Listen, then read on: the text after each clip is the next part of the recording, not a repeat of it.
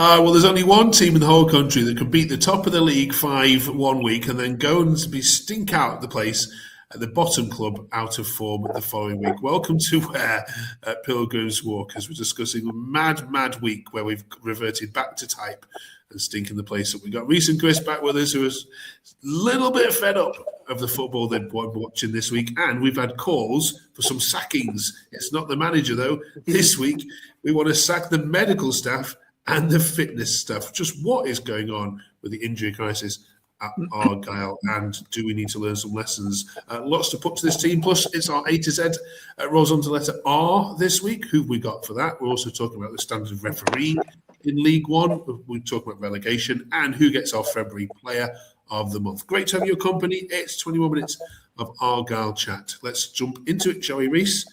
I think we spoke too soon. Did we curse it last week when we said thank you, Tom Cleverley? Wow, I'm not even sure you can blame Tom Cleverley anymore. I think we've seen from Cleverley now what he can do with a full squad. We've seen what he can do. But unfortunately, it seems like he's had a full squad for, I think, probably 2 games this season. And I've never known a week where you lose 7 players in a week. I don't think any manager in the league, Pep would probably struggle with that at Man City, losing 7 players in a week. We've got 11 players out injured now. It's just remarkable, and nothing seems to be changing with it. And they still haven't quite worked out how it's happening. Well, probably heads need to start rolling for me.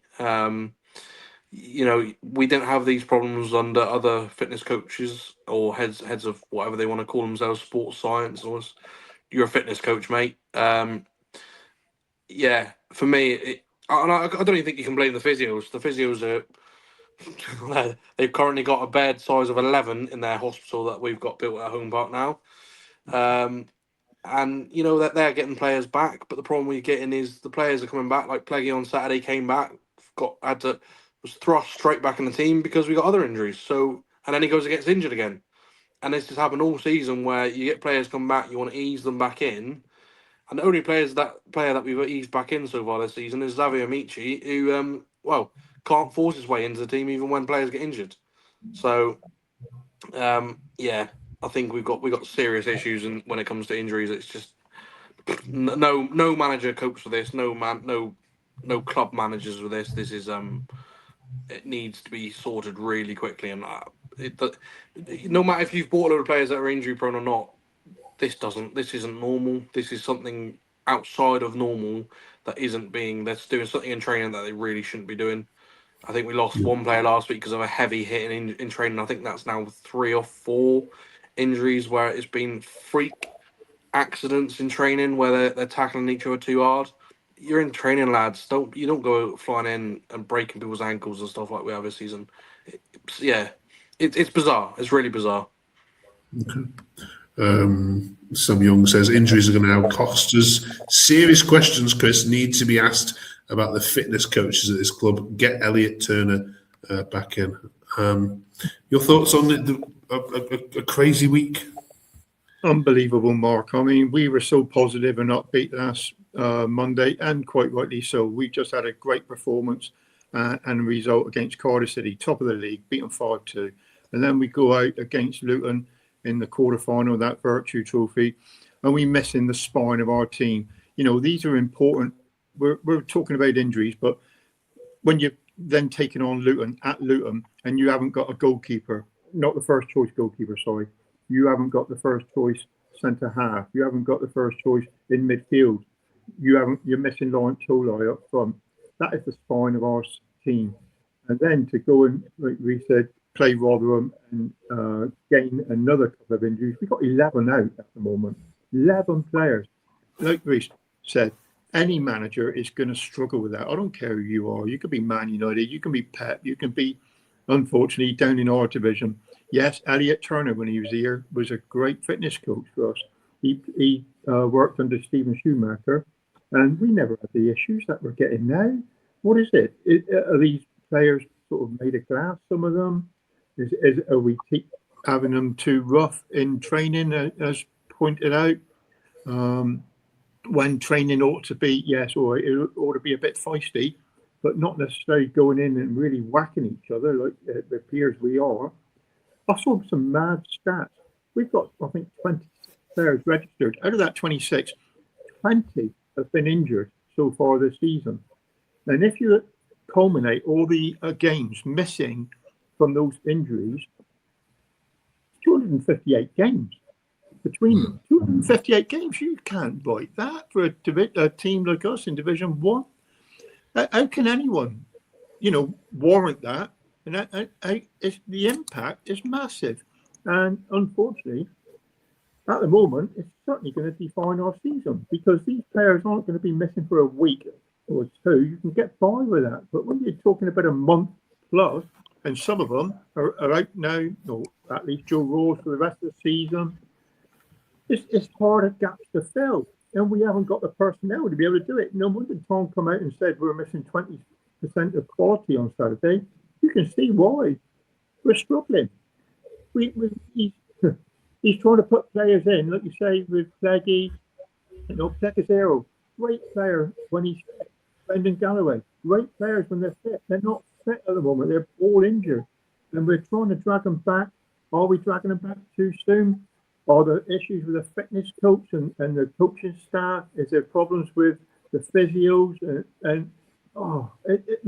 It goes on, and it is so frustrating when you're a Plymouth Argyle supporter and you're looking at that team sheet, and pretty much at the moment is writing itself again, like it did in October, September.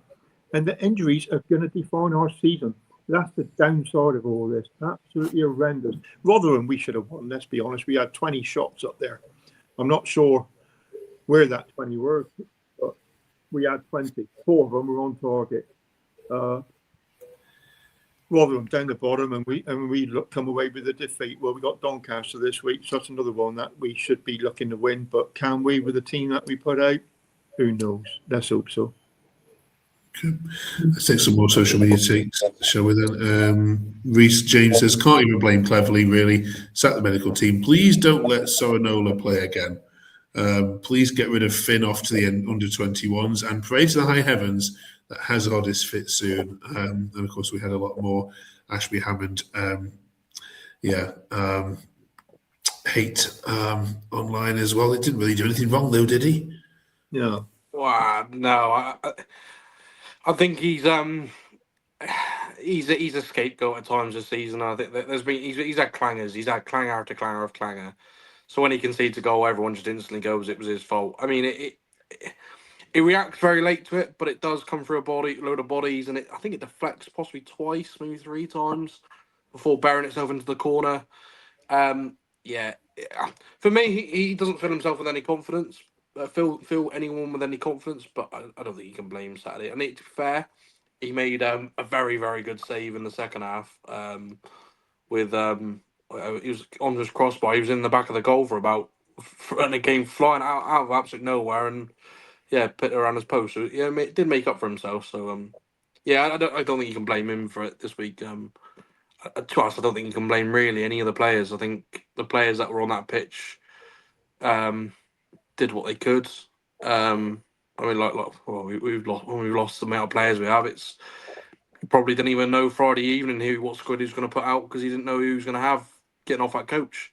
Midweek, we lost 2 players on the coach, which says an awful lot about where we are at the moment. And let's put it this way: we have Ben Arouche back on the bench, who, what was it, 4 weeks ago wasn't even registered with the club and had been deregistered.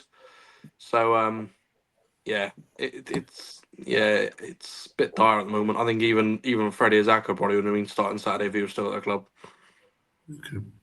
I want to ask you both. Last week's video, we said sorry to Tom Cleverly and that, and we had lots of people commenting. And thank you for everyone. We had a lot of comments who did. Yeah, I mean, just going to read Gaza Brown. Hi, appreciate that. Paul Wheeler Photography, Pilgrim, Kernow Stones, Humpty Dumpty, Fat Belly, all saying the same sort of thing, which is, well, steady on, fellas.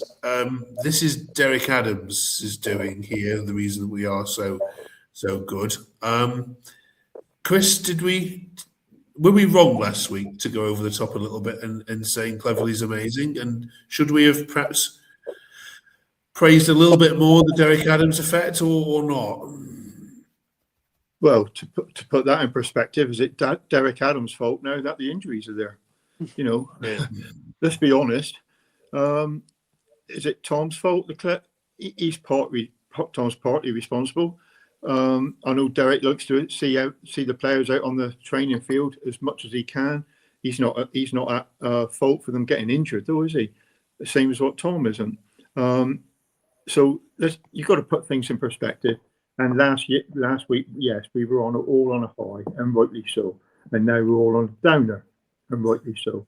Because let's be honest, the team at the moment is this week is struggling so much from the previous week, and just want to go over old ground here. Really, we really got to put something decent out on Saturday and try to get 3 points over Doncaster. I mean, that's our priority at the moment, and hopefully we can bring back the likes of Herbie Kane possibly on Saturday, but Laurent Tolar is going to be another 2-3 weeks. And the rest of them even more so. Like you said about Plaggy getting injured and Tegan Finn on Saturday, both serious injuries by all accounts. Wouldn't be surprised if one or both of those are missing best part of all the rest of the season. It's a sad state of affairs, Mark. It really is. Derek Adams got to take a positive for what he's done, and hopefully he can take positives moving into the summer, because we're not going to go up. We're not going to go down. So we're going to look at Division 1 for the following season, and hopefully we can put our eggs into one basket in the summer and look forward to getting a really good summer behind us in the following season, and we can do it next season. I think I commented on a few people that was saying about Derek Adams, and I think the thing with, you look at the Schumacher team, and then Schumacher took the praise for that squad and everything like that, but he had Dewsnip in the background helping him. He had Mark Hughes as assistant manager. He had Elliot Turner as his fitness coach, and he kept that team unbelievably fit that season. Yes, Derek Adams has probably had an effect on it, but in the day, it's Tom Cleverley that stood there with the team. He's the one who picks the team. He's the one who sets the tactics. He's the one who is in there at 6 a.m. every morning and working with his team as a unit, working as a team. If Derek Adams has come in and made and helped him make some adjustments, and then perfect. But surely it shouldn't matter who is helping the situation. They're working as a team, and it's working perfectly. And it showed when we had a full squad, and when he had the weapons to his arsenal that he could use. It worked really nicely. And wow, Cardiff didn't know what to do with it. This week he didn't have those weapons, and let's put it honest, he's had to use some, well, basically spades, and he's constantly trying to put square pegs in round holes. He's playing people out of position all the time because he ain't got any other option. Someone said just now, don't play Sorinola again. Who's the other option? What's the next option? He's playing the winger, but there is no other winger. It's madness. It's bonkers. It's absolutely bonkers. I do agree. At times this season, we've played people out of position when we didn't need to play people out of position, and yes, there was a bit of that. But sadly, he didn't have a choice in the matter. He had to play the team he put out because the other options was a bunch of under 18s.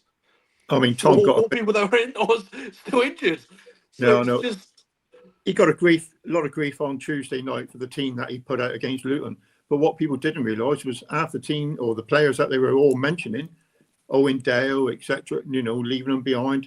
Well, they were injured. That's why they left them behind. And people were keeping it quiet, hoping that they was going to be ready for Saturday. Yeah. But I think even with that, I think we had 2 goalkeepers on the bench, but he basically took the squad that he was going to use, and he was going to have Tolly on the bench or on playing, and we wouldn't have needed the second goalkeeper on the bench. And he was trying to keep the miles out of people's legs from travelling fresh for Saturday, and then suddenly Tolly pulled up on the coach on the way up, and then Weirdo pulled out of the game 5 minutes before kickoff, and so your manager's left with a player missing off the bench and a goalkeeper on the bench. What's he meant to do? Oh no! In hindsight, I'm sure he would have taken next time. He would have taken us any with him. But hindsight is a beautiful thing, isn't it? Exactly. If Tolly hadn't pulled up and Weirdo hadn't pulled up, we wouldn't even known that he hadn't taken extra players with him. We would never have known. I mean, on Saturday we even ended up is he 16, 17-year-old on the bench for us. Yeah. And I did get wind that Connor Hazard had a scan prior to him going, so there was a good chance that he wasn't going to be playing Saturday. And people don't understand the impact some of these players are costing us. What is good is mentioned about Elliot Turner. When he was with us under Shuey, people didn't bother about him. They didn't realise how good he was, if you like, because we never suffered. We never suffered like we are now. Yeah. And we want a type of guy like him back in our coaching staff as a physio, because it is so obvious that's an area where we're struggling. Tom's come out this today and said, I've got to look at himself. He's got to look at his coaching staff and his medical team. Well, his medical team clearly aren't doing a proper job. No. Now, are they fit for purpose, this medical team? Are they involved in sport injuries? Are they involved in sports science? Are they involved in conditioning? All of those things need to be done in a professional football club. Now, at the moment, I'd hazard a guess, it's not happening at Home Park. How can it be with so many injuries, week after week after week? And we think you get a couple back and a couple more fall from the wayside. And it's just a sad state of affairs. It really is. Yeah. I'd like to also point out our head of sports science or fitness coach, or whatever you want to call him, was previously with the group up the road. So maybe it was written in the stars already that it wasn't going to end very well for him.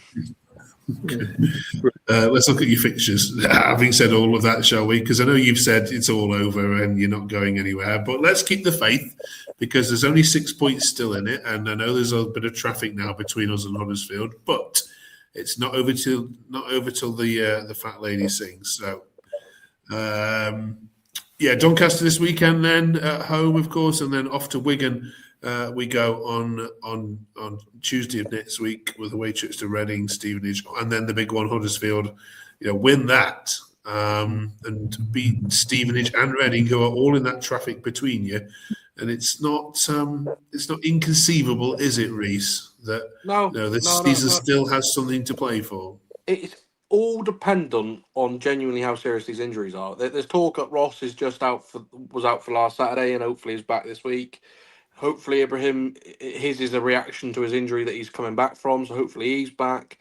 They're talking that, I don't know when Tolly will be back. I'd imagine it'll be late in the month, possibly Huddersfield, maybe Bradford. If a few of those players aren't long term, I think Herbie Kane's back, but he won't be able to. Where's he come from? Has he come from Huddersfield? Herbie Kane? Yeah. So he won't be able to play against. He probably got a clause that they wouldn't want him to play against them. Yes, he won't be able to play against them, but he's due back Saturday. If we can get players back, if we can get them turned around and they aren't serious injuries, it is just niggles, which at this point in the season I'd like to see players starting to try and play through niggles a little bit, but that's a different argument, and I'll leave that to the medical team that we supposedly trust. I think if they can get themselves going again, we've shown we can beat anyone. And I don't think, like you say, I don't think it's over. I think if you can get them back quickly and you can put a performance on Saturday, and like you say, we've got a favourable running against the teams that we're chasing, suddenly it can. Oh, you like to go on? Keep talking. Keep talking. If we can get the results against those sort of teams, it's not going to end. It could end still well, and I think Saturday results went our way. That meant we haven't actually lost any ground. No, which is a strange one, isn't it? We can't forget that although we're confident, we're only 6 points behind those at the top. Unfortunately, as 12 plays, those above us are also, only a number of points off those promotion playoffs as well. So it's not just us. We got to respect the fact that there's a good 5 or 6 teams prior to getting into those playoffs places. Yeah. And they're all going to be wanting points as well. Yeah. Right. It's nice that we're looking up still. If we had had this injury state now, and we had not got going like we have in the last month or two, we'd have been really in trouble right now. Really, really in trouble. I think we're 10 points clear. I think we're 46 points. We only need really another 4 points from our last remaining games to really guarantee safety. And you think you're going to get that, and at some point the squad will come. None of them, only one at the moment is on a season-ending injury. So at some point the squad's going to come back. So it's just, but it's getting them back and then getting them fit and then getting them match fitness as well. So it's the sharpness. Okay. But Chris's lights have gone out now as well. Completely black. Right then, February Player of the Month. Then please, we moved into March, so we need to get our February Player of the Month done. Reece, who should get that accolade, please? Well, there can only be one, really, can it? And believe it or not, in the start of the season, we couldn't stand him. But he's been absolutely remarkable the last month or so. Just scoring for fun. He looks like a different player. He's an absolute nightmare for any team to defend against. He just turns players for fun at the moment. He's got strength. He's got everything. So for me, it's absolutely easy, and it's been Peppel. Okay. Yeah. Let us know your other shouts, of course, in the chat. A to Z goes to R then. This week, just quickly on referees, because we're on R. Are there any good ones in League One that you've spotted? No, and you don't tend to spot them, though, do you? That's the good thing about referees. Yeah. If they are good, you don't spot them. Genuinely, I think probably the one we had against Cardiff. I know the Cardiff fans couldn't stand him, but I think actually he was quite fair both ways. The penalty he gave for us, you don't see given enough, but they are penalties. And he refereed it with this very firmly, actually. And he demanded that respect, but got it straight away, and it helped the game, which is probably the best referee we've had this season. We haven't had many, let's be honest. They've been pretty shocking. Sorry about that. My wife answering a call on her iPad. This is her iPad, and that knocks me off. No worries. We've both faded to black. Hope it's not symbolic of what's going to happen to Argyle in remaining 11 games. Finally, then, our A to Z rolls on to letter R. Then, Chris, who have you got this week? Can I go first? Because I know he's going to beat me. He's going to absolutely. I know who he's going to go for, and I've got no chance of beating him. Absolutely no chance. Mine is actually a very recent player, and only left us in the summer. And again, I've got stories for all of them. I actually went to school with him and used to play badminton with him at lunchtime, which is my claim to fame. I will still remember that, and hopefully one day he remembers that. But mine, a fantastic midfielder. I don't think we realised quite how much he gave to us over the seasons, and certainly I don't think. I think he went for granted a bit, and unfortunately we missed him massively this year. But who can blame him for wanting to really go on and push on his career? Hopefully he gets Premier League one day. So mine's Adam Randall. But I know who Chris is going to go for, and he's going to absolutely wipe the floor of me.